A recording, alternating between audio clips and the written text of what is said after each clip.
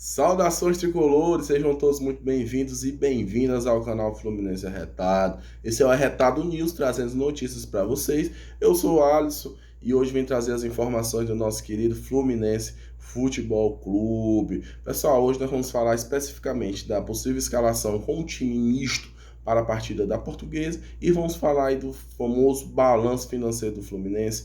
Eu vou trazer aqui para vocês algumas análises, pontos positivos, pontos negativos, vou trazer o resultado final, mas como eu gosto sempre de dizer, eu sou da área jurídica, eu sou da área do direito, sou formado em direito, eu não sou especialista na área, mas conversei com alguns amigos aí que têm conhecimento na área, peguei algumas informações e vou utilizar como base para essa análise aqui a boa matéria que o Globo fez e a do Saudações Tricolores. Nós vamos analisar as duas matérias, pegar os pontos positivos, negativos e muito mais. Então acompanhe até o final, que esse vídeo está muito interessante. Eu acho que vai dar para passar as informações todas aí bem legais para vocês, explicando, analisando junto com vocês ponto a ponto aí desse balanço, que foi um balanço mais completo aí dos últimos anos. É bastante interessante a gente saber se o saldo no fim é positivo ou é negativo, né? Já que tem os dois lados aí da questão. Mas antes de começar o vídeo, pessoal, se inscreve aí no nosso canal, deixe seu comentário, compartilha, nos ajuda, comenta aí falando de qual região você é do país, se é de fora do país. Nos ajude aí que nós estamos fazendo essa pesquisa para o conhecimento aí do público. Caso você esteja gostando do nosso vídeo, deixa o joinha, caso não, deixa o dislike. Outra fator interessante, nós estamos com a nossa matéria aí sobre as participações do Fluminense na Libertadores. Assiste lá também, eles estão muito interessantes. E vamos aos vídeos, né, pessoal? A primeira notícia é com relação à partida do Fluminense contra a Portuguesa. Nós faremos o pré-jogo pela manhã, mas já vale destacar que já está saindo algumas instalações. O Fluminense só terá dois jogadores do seu elenco principal, do seu elenco titular, perdão, na partida, que vai ser o Marcos Felipe e o Egídio. Então o time seria Marcos Felipe. Eu fico preocupado porque a gente já fica...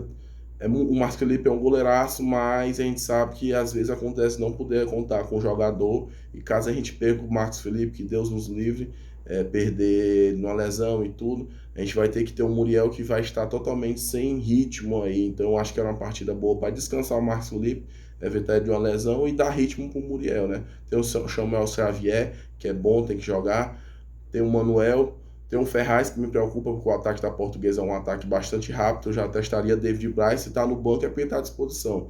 Tem o Egídio, vai estar aí no jogo. Eu queria ver o Jeff Tech, que é a nossa terceira opção, que vai estar no banco lá contra o Júnior Barranquilla. Então, se precisar alguma coisa, ele tem que jogar e praticamente vai estrear na Libertadores, né? Vamos ver de novo. Ele vai de Wellington Woods, ele quer povoar o meio de campo, né? O principal dele é defender, é o que tudo indica, tentar não sofrer.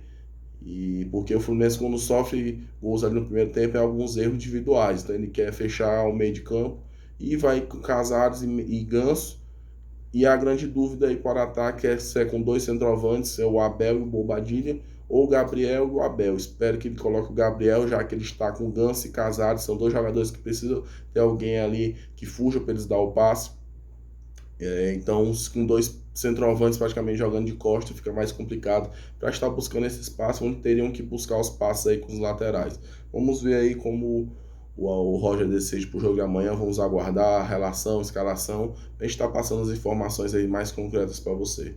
Vamos ao balanço do Fluminense. Antes de começar, esmiuçar aqui o site, falar ponto a ponto, eu vou ter só algumas anotações que eu fiz nas conversas com meus amigos aí, que analisaram esse balanço. O primeiro, que a consultoria ou auditoria que fez o balanço foi bastante elogiada por eles. Eles entenderam que existe uma restauração de algo que estava bem ruim aí, principalmente nos últimos anos, né? Então, se está lá no site do Portal da Transparência, é uma leitura, apesar de não ser fácil, mas está tudo lá. E, de certa forma, eles falaram que o Fluminense melhorou, né? Os detalhes eu vou passar mais à frente, questão de sócio, de vendas, de tudo isso eu vou passar mais à frente. Então, assim, ele falou também que o Fluminense é um time bem menos dependente de receitas variáveis, como outras equipes aí, como questão de bilheteria do estádio e tudo. Então, acabou que não sofreu tanto como muitas outras equipes aí no futebol brasileiro, por isso que também não aumentou tanto a dívida. A redução de vendas de jogadores foi um fator que prejudicou demais o Fluminense.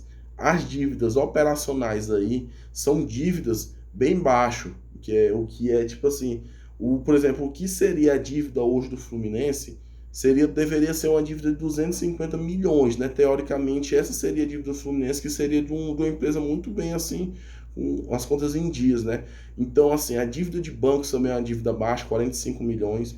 Então, assim, o Fluminense sofre muito com outras questões. Então, nós vamos chegar, por exemplo, a primeira questão, é os 62 milhões aí que foram antecipados de valores futuros que o Fluminense receberia no direito de imagem. Eu acho que essa antecipação foi feita até pelo Peter Sincer, né? Então, 62 milhões foram antecipados por receita de vários anos que o Fluminense antecipou, e hoje ficou essa dívida aí na casa de 62 milhões. Por exemplo, o dinheiro lá que a Globo usou para rescindir e cancelar o contrato, que foi acho que cerca de 18 milhões, eu não tenho um valor exato, eu não vou trabalhar tanto com valores exatos, esse dinheiro foi usado exclusivamente para bater uma dívida de uma antecipação de valores de anos que o Fluminense fez em gestões passadas. É um absurdo. As dívidas fiscais aí de imposto e Profut, essa dívida de longo prazo, ele falou que é uma dívida que está bem organizada. Bem organizada. Essa volta do Fluminense ao Profut foi muito bom, porque continuou ali a manutenção de parcelamento, então ele disse que está bem organizada essa parte. Mas já as dívidas jurídicas, apesar aí que o Fluminense recuperou bastante aí com acordos com a Procuradoria e tudo. É uma dívida que está bem desorganizada ainda, que o Fluminense está buscando ainda. Por exemplo, ela está na casa ali de 280 milhões, 270, e assim, está sendo organizada, mas com muito trabalho. O Fluminense, por exemplo, ainda está bem longe ainda de conseguir isso. Por exemplo, o Fluminense hoje busca um novo acordo aí para organizar em cerca de daqui a 10 anos, e essa dívida é uma dívida muito alta. Então, assim, e para resolver essa dívida, ele falou que o Fluminense precisa ter credibilidade.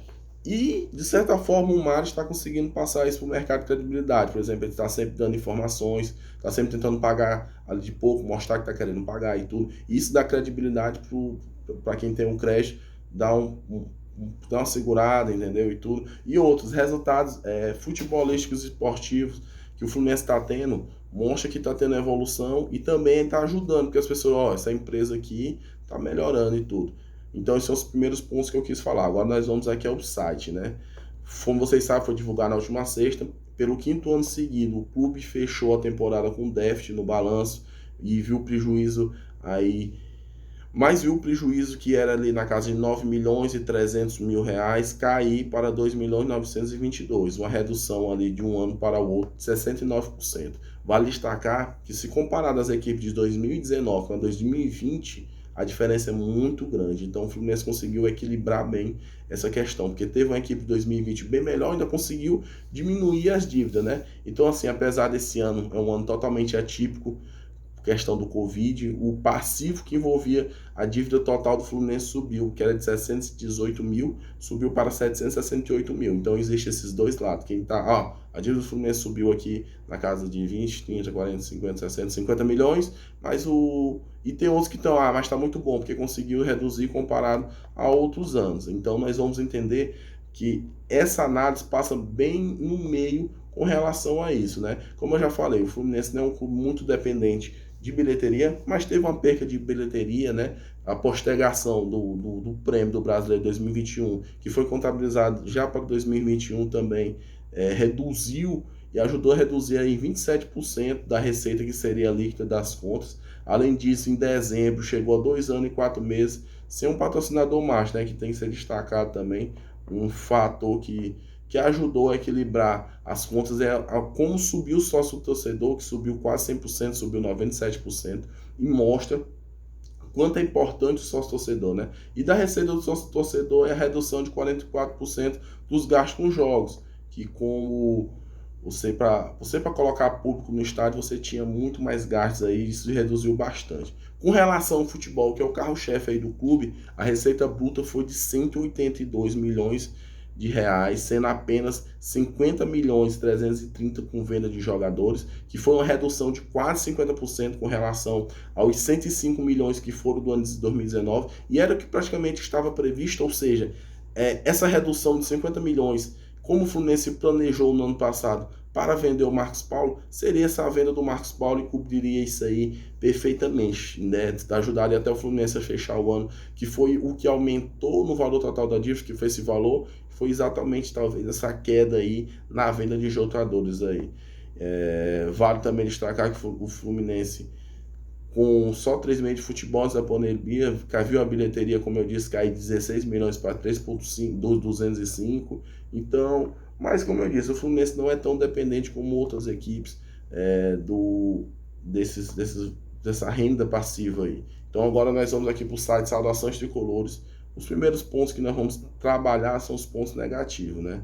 Que foi o aumento do passivo em 6%, como eu já disse, a dívida subiu de 118 para 168. Então, assim, a primeira postergação do pagamento de salários, férias, 13º jogadores, que era para ter sido lá em 2020, como o prêmio do brasileiro atrasou, ficou para o início do ano, né? Então, assim, ficou para o término do brasileiro, somente em 2021. Com isso, o Fluminense programou a quitação de seu débito funcionário para março de 2021. Até de aquela dívida que ia ser quitada lá em março de 2020 também foi postergada aqui em torno do exercício de 2021, o que levou esse passivo para o ano seguinte, né? Outro ponto é que o clube ainda aguardava a decisão do presidente da República, através da PEC, que iria incitar os clubes do pagamento de impostos no período da pandemia, né, 2020. No entanto, tal decisão ainda não saiu e, a consequência disso é que o Fluminense já iniciou o pagamento das parcelas já no início de 2021. E o outro ponto aí que chama atenção é com relação a esportes olímpico e social.